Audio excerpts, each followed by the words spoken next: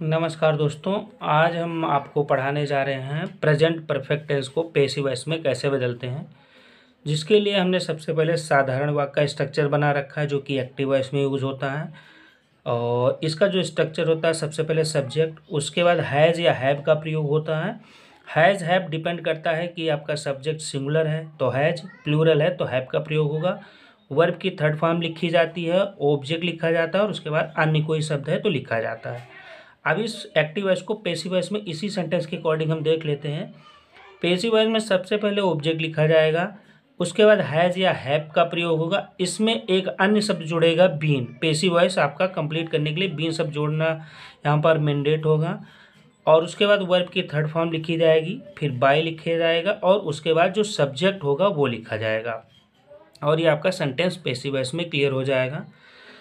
हमने एक एग्जाम्पल लिया है, तुमने खिलौना क्यों खरीदा है। अब इसका जो एक्टिव वॉइस में या जो ट्रांसलेट इसका बनेगा, सबसे पहले सब्जेक्ट यू है, फिर ये यू हमारा प्लूरल होता है तो हैव का प्रयोग होगा। उसके बाद वर्ब की थर्ड फॉर्म बॉट लिखी जाएगी और उसके बाद आपका ऑब्जेक्ट रहेगा जो कि द टॉय है। तो हमने जो इसकी इंग्लिश बनाई वो है you have bought the toy.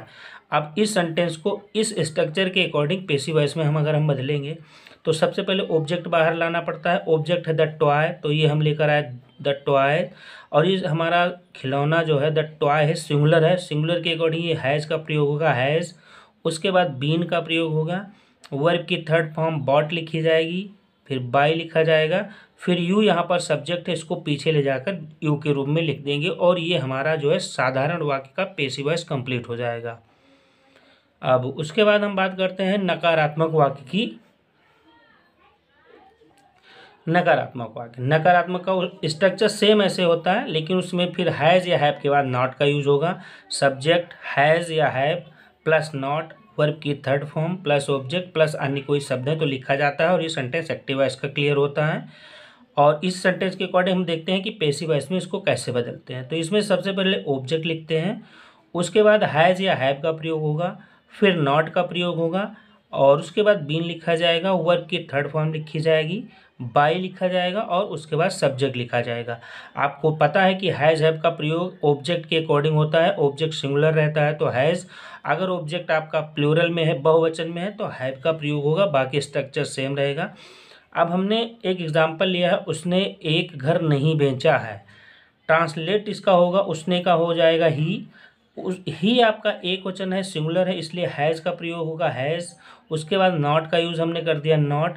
फिर वर्ब की थर्ड फॉर्म, सेल की थर्ड फॉर्म सोल्ड होती है, ही हैज़ नॉट सोल्ड। फिर एक घर है, ए हाउस, जो कि ऑब्जेक्ट के रूप में है, तो ये हमारा ट्रांसलेट हो गया। अब हम इसको पैसिव वॉइस में बदलते हैं। पैसिव वॉइस में सेम कंडीशन है कि आपको ऑब्जेक्ट सबसे पहले लाना पड़ता है। तो यहाँ पर ए हाउस जो है वो हमारा ऑब्जेक्ट है, हमने सबसे पहले लिखा। अब एक घर है तो ये सिंगुलर होगा, इसके साथ हैज़ का प्रयोग होगा, उसके बाद नॉट का प्रयोग होगा, बीन यहाँ पे नेसेसरी है लगाना, उसके बाद वर्ब की थर्ड फॉर्म जो कि सोल्ड होती है, फिर बाय लगाते हैं। यहाँ पे सब्जेक्ट हमारा ही है और इसको जब हम पीछे लेकर जाते हैं तो ये हिम का रूप ले लेता है और ये जो सेंटेंस कंप्लीट होता है, a house has not been sold by him. अब आता है हमारा प्रश्नवाचक शब्द क्या वाले। इसका मतलब हुआ जो स्टार्टिंग में क्या शब्द यूज होता है उससे शुरू होने वाले वाक्यों का पैसिव वॉइस कैसे बनाते हैं। तो पहले इसका स्ट्रक्चर देख लेते हैं। इसके स्ट्रक्चर में सबसे पहले हैज़ या हैव, डिपेंड करता है कि सब्जेक्ट सिंगुलर है तो हैज़ से स्टार्ट कर देंगे, सब्जेक्ट आपका प्लूरल है तो हैव से स्टार्ट करना है। उसके बाद सब्जेक्ट लिख देना है, वर्ब की थर्ड फॉर्म यूज करनी है, ऑब्जेक्ट लिख देना है, उसके बाद अन्य कोई शब्द है तो लिखना है, अदरवाइज छोड़ देना है और ये आपका सेंटेंस एक्टिव वॉइस में हो जाएगा। इसको पैसिव वॉइस में क्या बनाते हैं, आपको जैसा कि यहाँ हैज़ है सेम आपका हैज़ या हैव यहाँ पर रहेगा। यहाँ पे सब्जेक्ट के अकॉर्डिंग रहेगा, यहाँ ऑब्जेक्ट आगे लाना पड़ता है तो ऑब्जेक्ट के अकॉर्डिंग हैज़ या हैव स्टार्टिंग में ही लिखा जाएगा और उसके बाद ऑब्जेक्ट लिख देंगे, बीन का प्रयोग होगा, वर्ब की थर्ड फॉर्म लिखी जाएगी, उसके बाद बाई का प्रयोग होगा और उसके बाद सब्जेक्ट लिखा जाएगा जो कि ये पैसिव वॉइस में कंप्लीट हो जाएगा।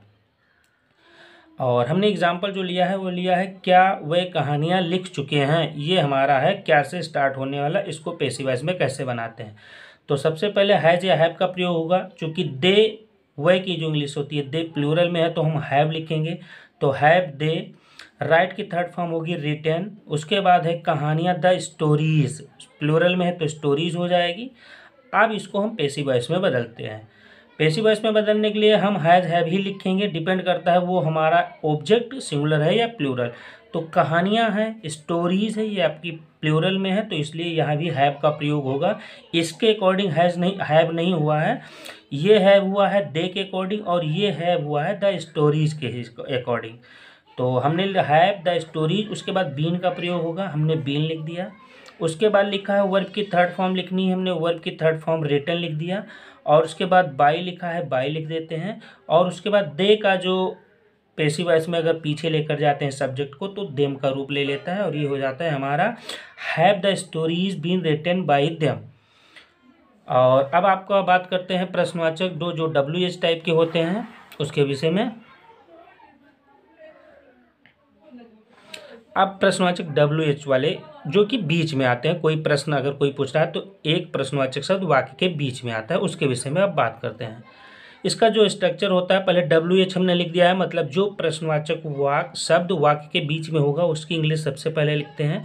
उसके बाद हैज़ या हैव का प्रयोग होता है इस सब्जेक्ट के अकॉर्डिंग। सब्जेक्ट सिंगुलर है, हैज़ बहुवचन में है तो हैव का प्रयोग। वर्ब की थर्ड फॉर्म लिखते हैं और उसके बाद ऑब्जेक्ट का प्रयोग करते हैं, और अन्य कोई शब्द होता है तो लिखते हैं, और ये सेंटेंस हमारा एक्टिव वॉइस में बनता है। अब हम इसको पेसिव वॉइस में, इसी स्ट्रक्चर को पहले पेसिव वॉइस में कन्वर्ट करते हैं।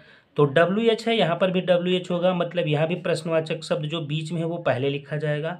फिर उसके बाद हैज़ हैव का प्रयोग होगा, वो एक ऑब्जेक्ट के अकॉर्डिंग होगा। ऑब्जेक्ट आपका एक है तो हैज़, ऑब्जेक्ट आपका ज़्यादा है तो हैव का प्रयोग होगा।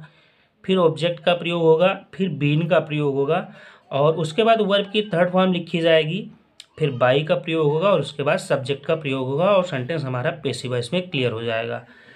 हमने एग्जाम्पल लिया है, उन्होंने आपको कहाँ देखा है।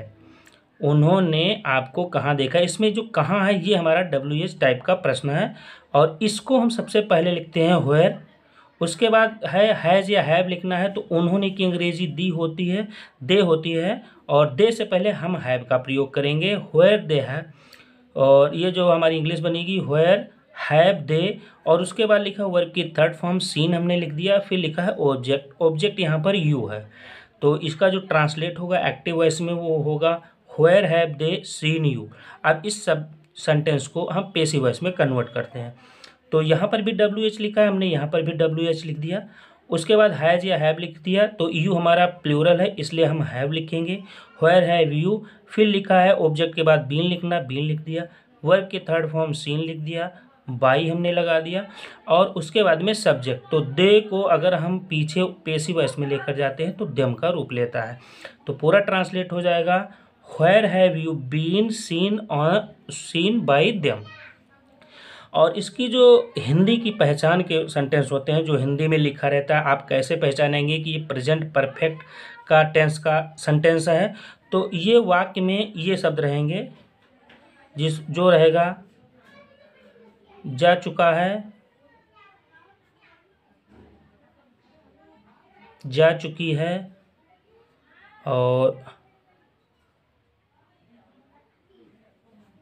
जा चुके हैं, और उसके बाद रहेगा जा चुका हूँ। इतने शब्द रहेंगे।